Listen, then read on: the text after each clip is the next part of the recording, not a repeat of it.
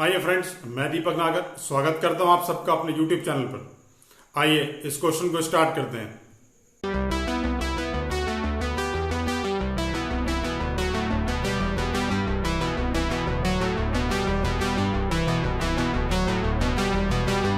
Question number 35 देखेंगे। Topic का नाम है not for profit organisation, DQL class 12 की बुक में से। क्वेश्चन में मेरे रिटर्न पेमेंट अकाउंट दे रखा है, कुछ एडिशनल इंफॉर्मेशन भी दे रखी है। जब भी हमें एडिशनल इंफॉर्मेशन दे रखी है तो क्वेश्चन वाले एडिशनल इंफॉर्मेशन की तरफ से स्टार्ट करेंगे। आइए देखें क्या लिखा है। क्वेश्चन में लिखा है हमारे को 600 मेंबर है और हर बंदा 10 रुपए देता है, बट मंथली, थोड़ा यहां पर ध्यान देने वाली बात है, बाय सब्सक्रिप्शन 600 मेंबर्स हैं, हर आदमी 10 रुपीज देता है, बट मंथली बेसिस पे, तो महीने साल में 12 महीने तो 12 से ही मल्टीप्लाई किया, ये वैल्यू हो गई 72,000। ये मैंने इस तरह लिखा कि जब भी हमें ये बता रखा हो कि कितने मेंबर हैं तो हम सिंपल उनको मल्टीप्लाई करके सब्सक्रिप्शन की वैल्यू कैलकुलेट कर लेते हैं। आइए इसके बाद क्या लिखा है देखते हैं। 800 मेंबर्स ने इस साल के बिगिनिंग में भी, आउटस्टैंडिंग था बैलेंस 800 का, 800 सब्सक्रिप्शन के नाम के साल के शुरुआत में आउटस्टैंडिंग था।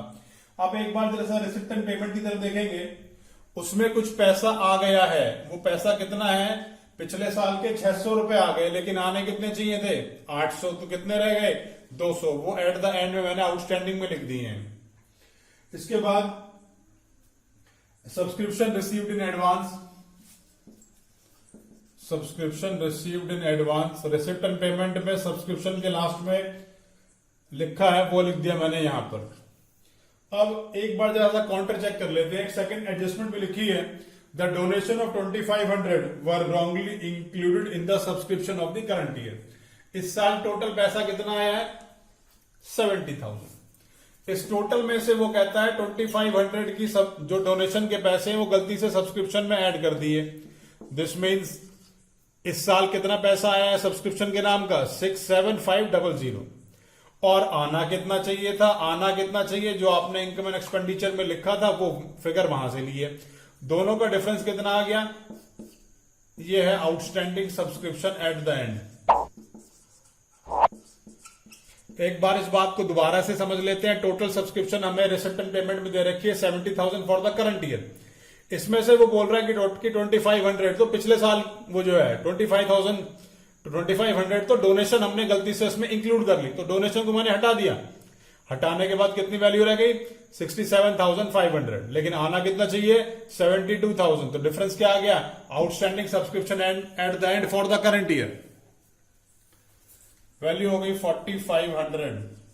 दोनों को प्लस करा 4700। इस तरह से सब्सक्रिप्शन का सारा हमने अमाउंट जो है जहां जहां जाना था मैंने डाल दिया है। आइए उसके बाद देखते हैं क्या लिखा है। लिखा है entire donation and 2/3 of the entrance fees are to be capitalised. सारी की सारी डोनेशन, तो भैया डोनेशन है कितनी? डोनेशन जरा आप ऊपर देखेंगे तो लिखा है 17,500, जिसमें 2,500 सब्सक्रिप्शन में भी इंक्लूड थे, वो भी यहां ला करके जोड़ लिए मैंने। टोटल अमाउंट हो गया 20,000 and 2/3 of the entrance fees.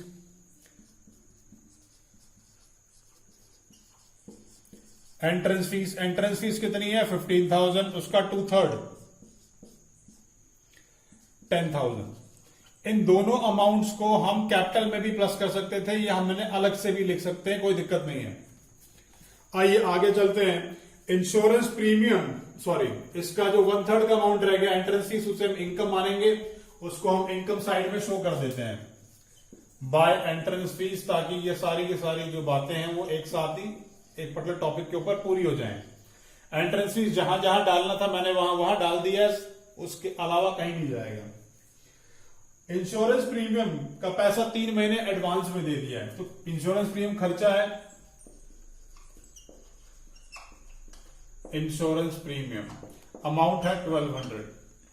अब ये 1200 तो 12 मंथ्स का है, तो 3 मंथ्स का कितना हो जाएगा? 3 मंथ्स का 300 हो जाएगा, सिंपल।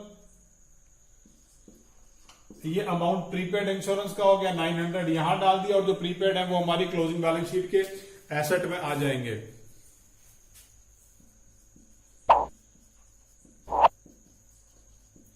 Prepaid insurance 300। आइए आगे चलते हैं। इंटरेस्ट ऑन इन्वेस्टमेंट एक्रूड, तो एक्रूड इंटरेस्ट आ गया, ये भी 300 है। अब देखें इंटरेस्ट ऑन इन्वेस्टमेंट क्या हमें इनकम साइड में कहीं दे रखा है? हाँ जी, सबसे लास्ट में दे रखा है bye interest on investment. Amount है 2700 प्लस एक्रूड इंटरेस्ट 300, जो एक्रूड आपने वहां प्लस किया, टोटल 3000 मैंने यहां डाल दिया। आइए इसके बाद चलेंगे, मेडिसिन बिल का 200 रुपए का अमाउंट है, देना बाकी है, तो मेडिसिन का नाम से कुछ ना कुछ खर्चा होगा। देखें कितना लिखा है, अमाउंट है 800, आउटस्टैंडिंग एट द एंड हमेशा प्लस होता है। इस साल जो नहीं दिया वो इस साल का खर्चा ही तो है, तो ये फिगर मैंने यहां डाल दी। आइए इस आउटस्टैंडिंग को, क्योंकि इस साल का है तो क्लोजिंग बैलेंस शीट में भी डाल देता हूं, आउटस्टैंडिंग मेडिसिन बिल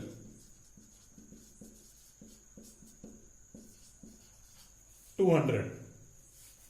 इसके बाद लिखा है गुजराती जो है cultural association owed ₹2000 for the use of the hall. उन्होंने हमारा हॉल यूज किया था और अभी तक 2000 रुपए नहीं दिए हैं, तो बाय रेंट ऑफ हॉल के नाम से एक आइटम है रिसिप्ट साइड में, देखें कितना है 8700। इसमें एक्रूड रेंट प्लस कर लिया मैंने 2000 का, और ये अमाउंट हो गया 10700। इस accrued rent, sorry accrued interest लिख दिया मैंने गलती से, एक्रूड रेंट कराया मैंने, और अब इस एक्रूड रेंट को हम यहां एसेट में भी शो कर देंगे। एक्रूड रेंट 2000, और इस तरीके से हमने सारी की सारी एडजस्टमेंट जो है वो खत्म कर दी हैं। अब हमने सारी की सारी एडजस्टमेंट्स कर ली हैं। अब रिसिप्ट साइड में चलते हैं। सबसे पहले लिखा है टू बैलेंस ब्रॉट डाउन, ये हमारा कैश का बैलेंस होता है, अमाउंट है 3000। इसके बाद सब्सक्रिप्शन लिखा है, वो तो हमने एडजस्ट कर ली थी। उसके बाद डोनेशन लिखा है, वो भी एडजस्ट कर ली है। एंट्रेंस फीस लिखा है, वो भी एडजस्ट कर लिया। उसके बाद है एंडोमेंट फंड रिसिप्ट,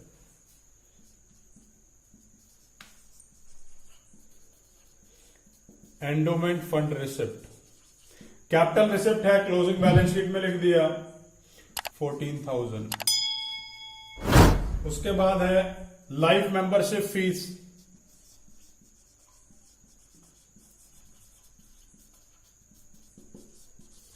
ये भी कैपिटल रिसिप्ट है, क्लोजिंग बैलेंस शीट में लिख दिया है। Rent of hall already adjust कर लिया है। उसके बाद है ग्रांट्स फ्रॉम लोकल अथॉरिटी, आइए ये हमारी इनकम है।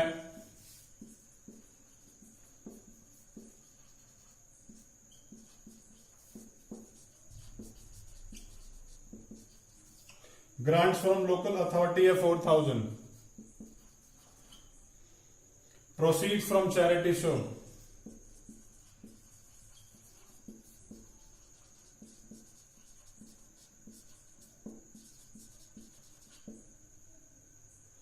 $16,800। सनरीज, ये भी हमारी रूटीन की इनकम है, रेवेन्यू नेचर की, तो मैंने ये भी यहीं डाल दी। और इंटरेस्ट ऑन इन्वेस्टमेंट तो हम ऑलरेडी यहां ले चुके हैं। तो आइए अब पेमेंट साइड में चलते हैं। हॉनोरियम टू क्लर्क,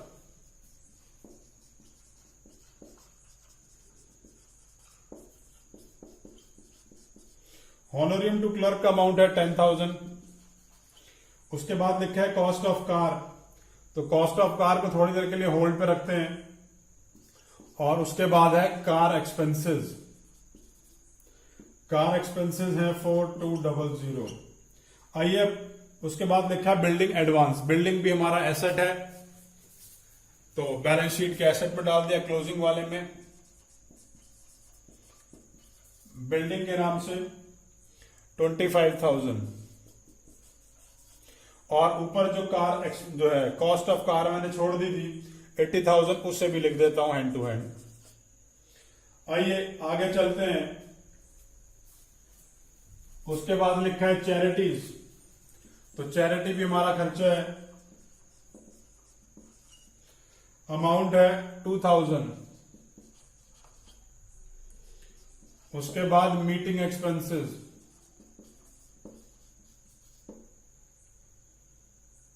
5400।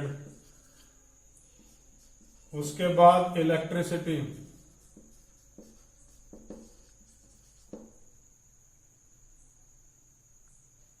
4800। उसके बाद मेडिसिन बिल वो हमने ले लिया है। उसके बाद इन्वेस्टमेंट मेरा एसेट है, बैलेंस शीट में आता है, थोड़ी देर रुक के डालता हूं उसको। Next is expense on charity show,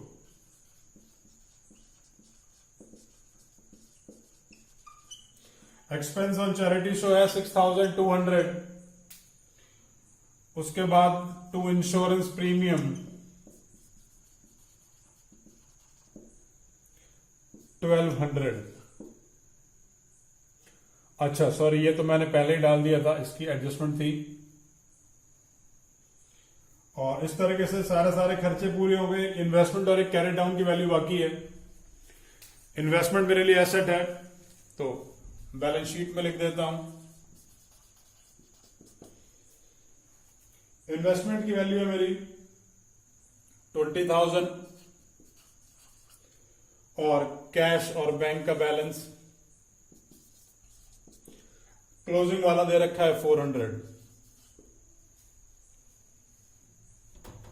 आइए अब सिर्फ टोटल लगाने का काम बाकी रह गया है। तो सबसे पहले ओपनिंग बैलेंस शीट की टोटलिंग कर लेता हूं। ये जोड़ा तो 3800। इस साइड तो कोई बैलेंस है नहीं, तो इतना ही यहां लिख दिया और यहां लिख दिया कैपिटल फंड। कैपिटल फंड का अमाउंट है 3800। ऊपर से नीचे कैपिटल फंड ले आता हूं।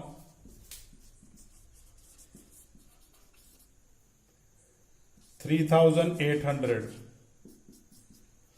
इसके बाद इनकम एंड एक्सपेंडिचर का टोटल कर लेता हूं। इस साइड की टोटलिंग करी मैंने, तो ये आ गई 1,12,700। अब क्योंकि इस साइड की टोटलिंग ही ज्यादा आएगी, तो ये मैंने दोनों तरफ लिख दी और यहां एक बैलेंस जनरेट कर लिया सरप्लस के नाम से। Excess of income over expenditure भी कहा जा सकता है। ये बैलेंसिंग आ गई 78,200। 1,12,700 जो कि इनकम साइड का टोटल था, उसमें से मैंने एक्सपेंस साइड का टोटल लेस किया 34,500 और इसको प्लस माइनस करके ये वैल्यू निकल के आई है। आइए इसको अब हम क्लोजिंग बैलेंस शीट में ले चलते हैं और वहां ले जाके इसको प्लस कर दूंगा सरप्लस को। This is 78,200। दोनों को मैंने जोड़ लिया। ये वैल्यू आ गई 82,000। आइए अब लायबिलिटी साइड का टोटल लगा लेते हैं। ये टोटलिंग आ रही है 1,32,700 और इसी तरीके से यहां का भी टोटल कर लिया 1,32,700।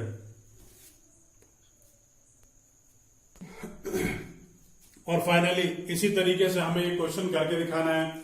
अगर आपको क्वेश्चन में कोई भी डाउट है तो नीचे कमेंट बॉक्स में मुझे कमेंट कर सकते हैं। अगर वीडियो अच्छी लगी तो लाइक जरूर कीजिएगा और अगर अब तक चैनल सब्सक्राइब नहीं किया तो प्लीज चैनल भी जरूर सब्सक्राइब करें।